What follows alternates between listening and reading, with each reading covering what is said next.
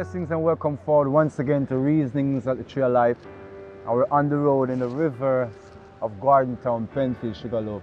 A place a lot of people come and have a good time, and usually they enjoy the experience, It's a bit of a soul connection and a soul reconnection to something that's beautiful. So we love being here, and again, this is my home. I actually grew up coming to this river all my life, so it's really joyful. What my current topic will be about,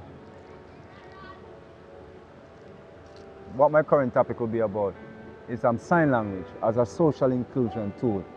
Because what we find happening a lot is that growing up, people who are hearing impaired or speech impaired, I realize that for us who are perfectly hearing and speaking and sighted, there was really a disconnect. There is a disconnect. There's no connections. And so I lost touch with that part of myself for many years. And then at Edna Manley, last year,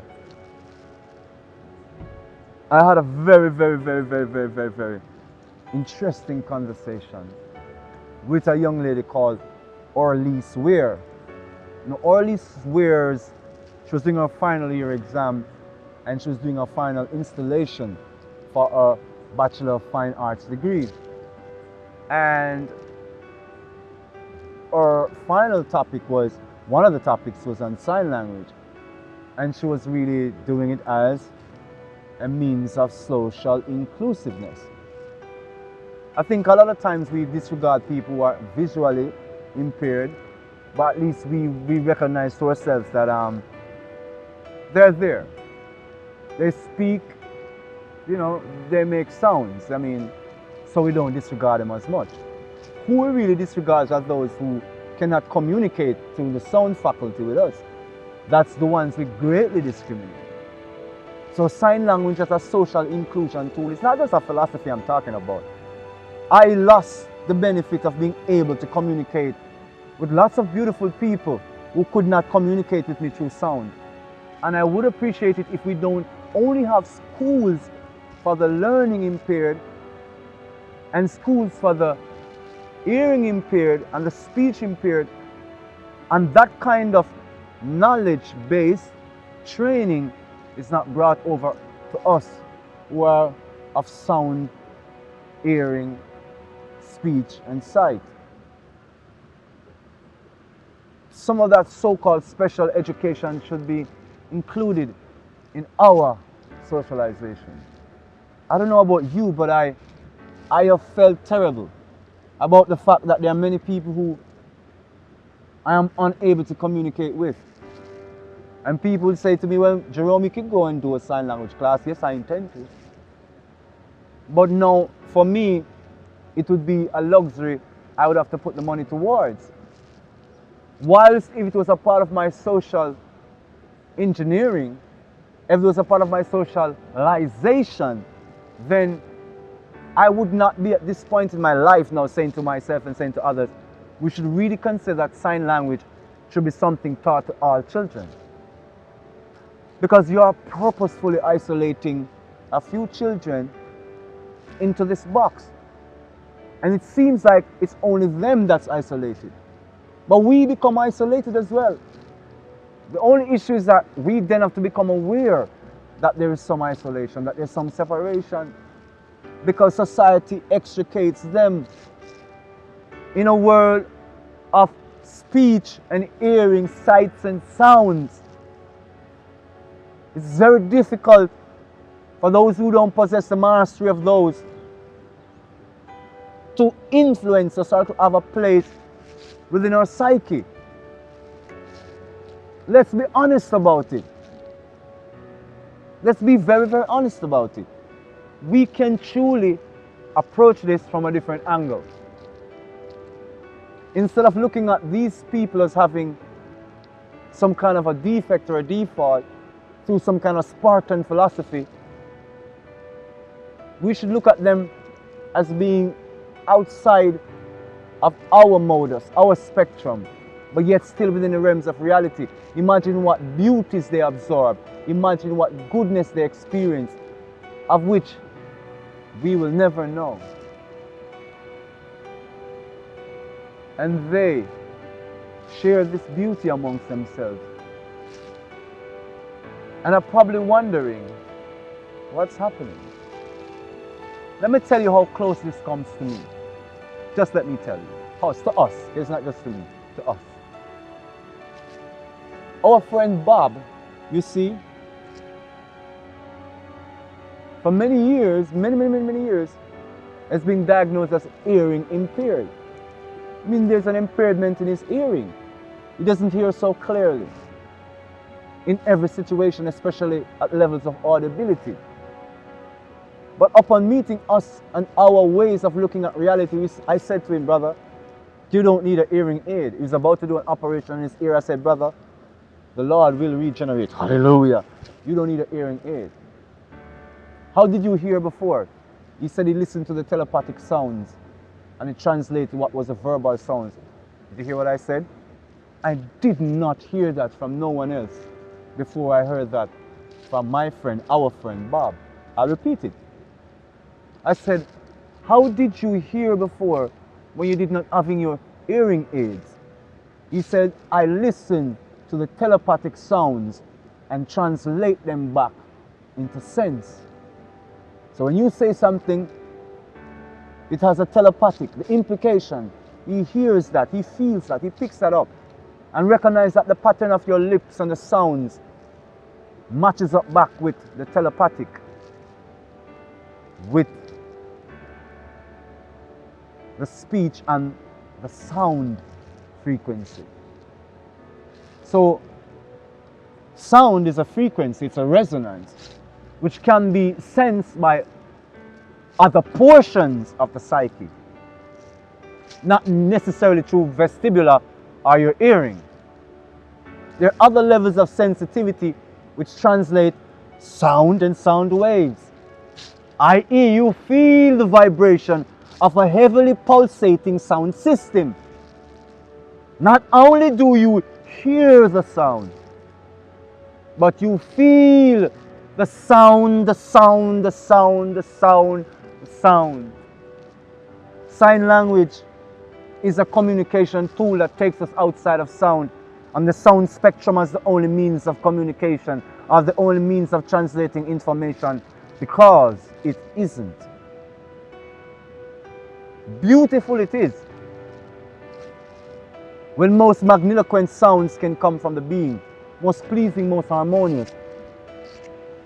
But within the silence of these great minds are great oratory, of great truths of divine nature that should never be taken for granted.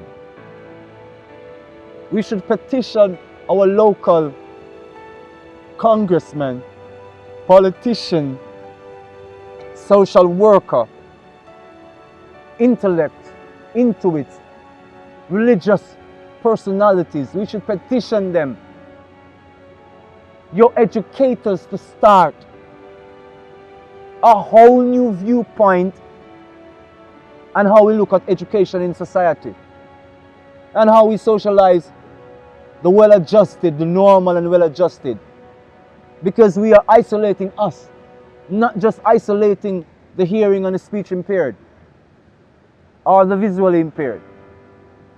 We're isolating ourselves from the value and the virtue of their experience and from sharing in their experiences, because the so-called soundness of mind and being hasn't given us no greater gift. Because by wasting it, misuse, we end up worse off in the spectrum than a lot of these people will ever be. They're far more advanced in empathy, in compassion, which are the soul's capital, which is the spirit's capital of existence, which is of a far greater value than all our magniloquent speeches and all our fanciful language and all our great statements.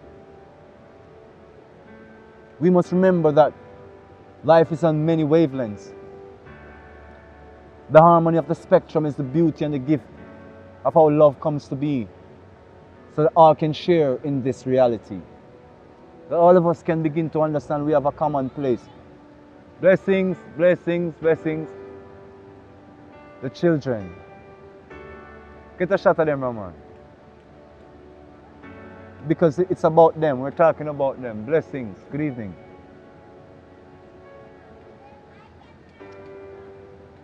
Blessings.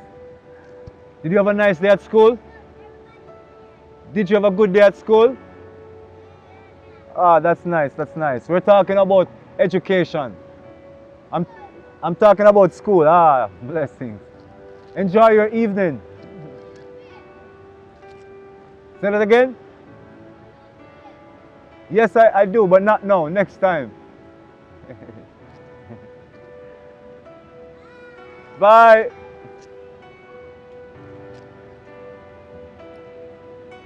Yes.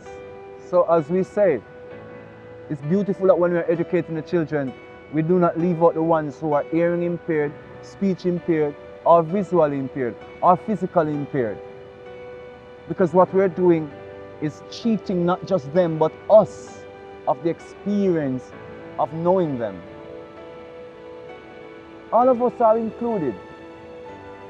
All of us should be included. So the prevailing philosophies that's causing us to exclude others, we need to stop it. You need to petition your local congressman, your local senator. Write up a petition that can become a law, that can become a policy. Advocate for it. Push for amendments in the education policy in your school district.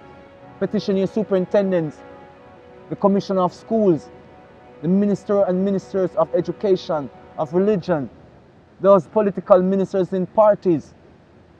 Petition them to include sign language as an inclusion tool for all children.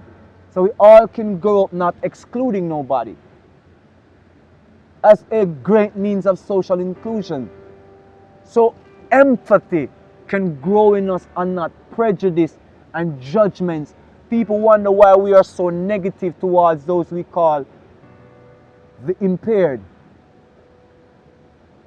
Because we are not taught to have any due respect or any place of their realities in our realities. They're always the other to us.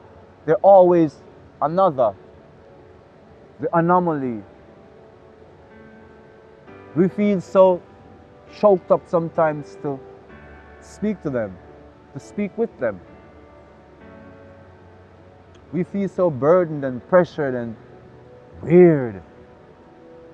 And that's what, and not to say all of us are that way, because not all of us are that way. There's lots of friends who refuse to allow the fact that someone is blind, someone is deaf, or someone is dumb to stop them from having meaningful relationships. There are people who refuse to be stereotyped, to be pigeonholed. There are people who want the broad spectrum of possible experiences and is willing to put money where their mouth is and is willing to go all out. So as the future of this word that I'm sharing from Miss Orlease Ware, and I pray that her project goes from within college to society, to becoming something that we all can catch on to. We should. Because I would like to be able to learn how it is those folks who live in such silence translate their silence into my sound. How their silence sounds to me.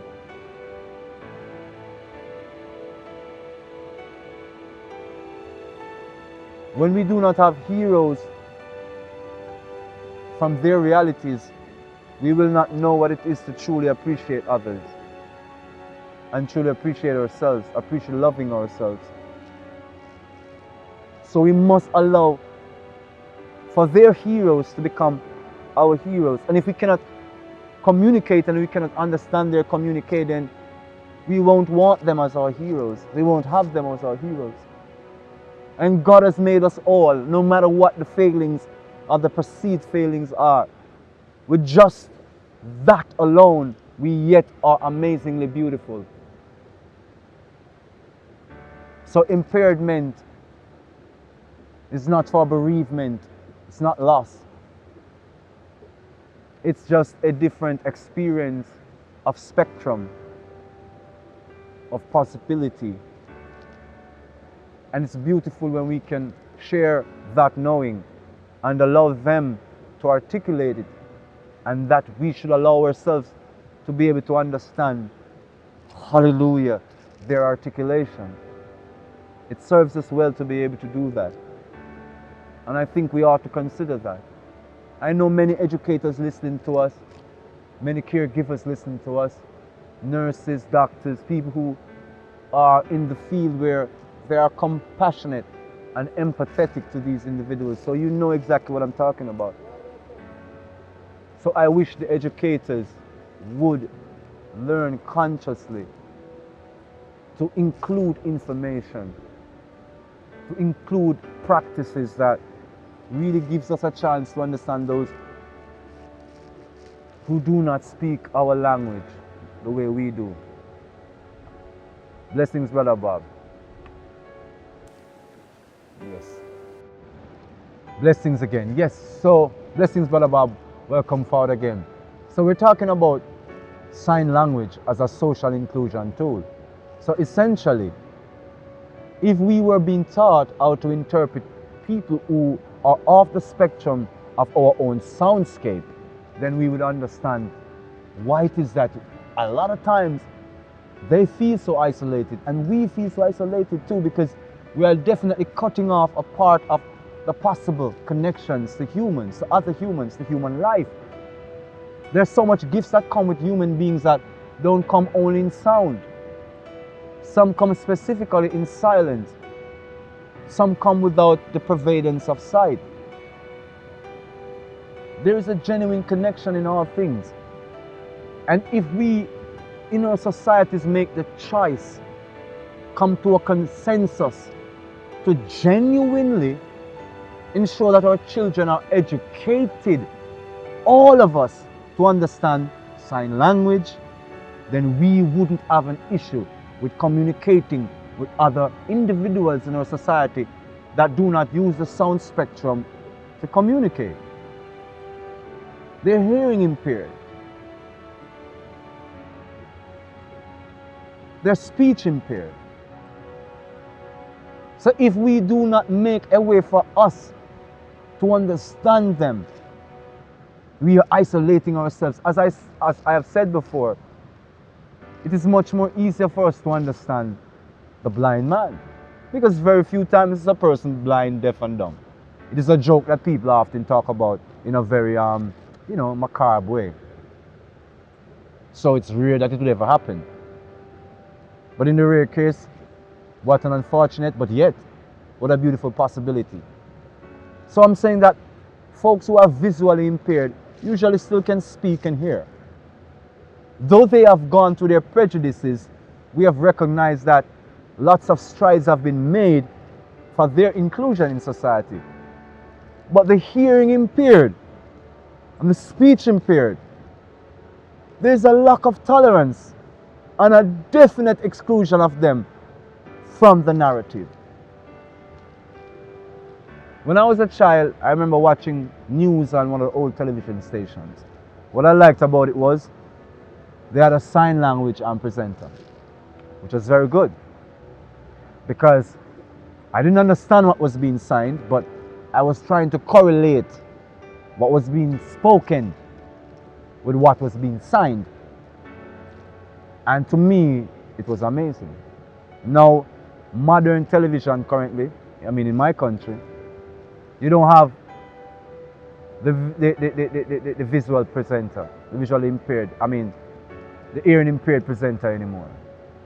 You do not have the sign language presenter. As a matter of fact, you find that it's only in certain programs, probably specifically geared towards hearing impaired individuals, that you have a sign language presenter. Almost always, it's a vocal presenter, and no more is the vocals being translated by the sign language presenter. So I'm seeing in a way that we have suffered a lot, actually, because we have not allowed these individuals to have a place in our society. And again, I say it's a shame, because there's so much of them. and the physically challenged as well too. For them to have their say. Not just have their say because they can speak, but have a place in being our heroes too. The Spartan ideological complex makes everybody promotes or wants rather to promote this perfection, this externalized perfection. So we demonize or we ostracize, we belittle those who are impaired by whatever functionality or shortfalls in the biology, genetics, or whatever, our psychology. Down syndrome has become a major thing now in current age, that autism and the Down syndrome children and babies are becoming a major thing now, that empathy is so needed now because a lot of parents now have a bundle of joy that is not the normal bundle of joy they were having previously. Many causes we're hearing, many biochemical alterations that is causing genetical modification and morphing. But whatever the causes are of the impairments, the truth is they are impaired. Impaired only because what's the major grouping in society? It's us, those who see and hear and speak well. We build society. So they're impaired only because they're not one of us. That's the only reason why. And isn't it shallow in us to not create a way in which we can include them? Isn't it quite shallow of us? And I will say this because I'm not that shallow. An hearing aid is a great tool, possibly, to bring them into the spectrum of sound. But what about those who cannot come over into the spectrum of sound? Surgery, therapy, certain things, meditative, deep, regenerative therapy can bring a couple of these individuals back to the spectrum of sounds. But I'm saying, what about those who cannot be brought back to sound? We're going to go back to sign language. We're going to go back to another means of communication.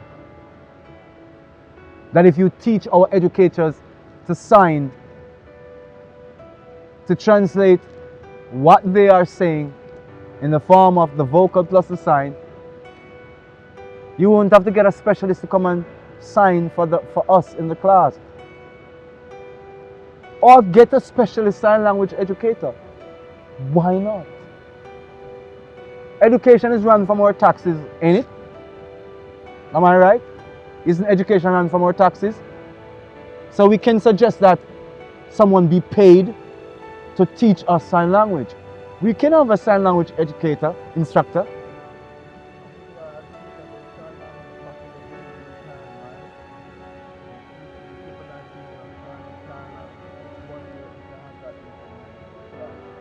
Yeah, Bobby's saying that sign language must have been included in past civilization, because it must be a point of consciousness that you have hearing impaired and speech impaired people, individuals, right?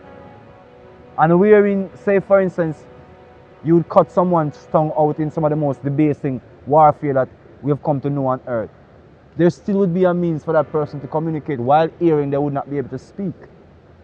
So even in the fact that you would be born sighted, perfectly adjusted in your hearing and your speech, things happen. Speech, from what we understand from a neurological point of view, it is a mental and a psychological faculty, and the activation thereof is wholly emotive and spiritual. So many things can happen to cause individuals to lose the gift of speech or hearing. Accidents happen. So I would suggest to you, to us, to those who are the foundations of society, in a simple way, no tongue-in-cheek, that any of us at some point in our life can find ourselves on the other side of this experience. We can lose our hearing. It's possible to lose our sight. It's possible to lose the power of our speech. Don't be pompous. Don't be egotistical or she-egotistical, young lady.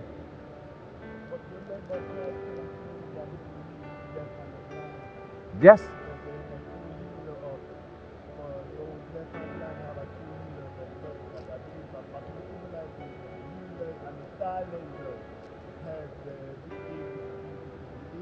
Yes.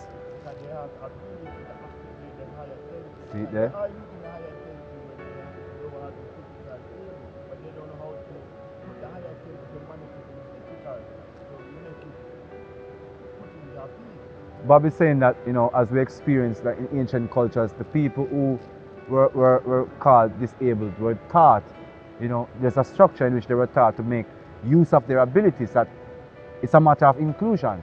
Like even it sparked something in me in remembering that in China, that I usually see that there were a lot of people who were said to be, impaired, to be disabled, maybe in terms of a body deformity, maybe the lower body, who were still able, but were still able to make the electronic, the radios, the computers. They still were making use of other talents. That there is really, as you say, somewhere to be able to translate, that Christ has become and is a healer of the blind, the deaf, and the dumb. And that there's a true healer and there's a true healing or restoration to the world of normalcy and balance. Hence, Bob is suggesting that it is I guess it is a nature of compassion to really want to help an individual who is impaired to share this normalcy of the well-adjusted spectrum of life. It's not an out of place norm that we should want to do that.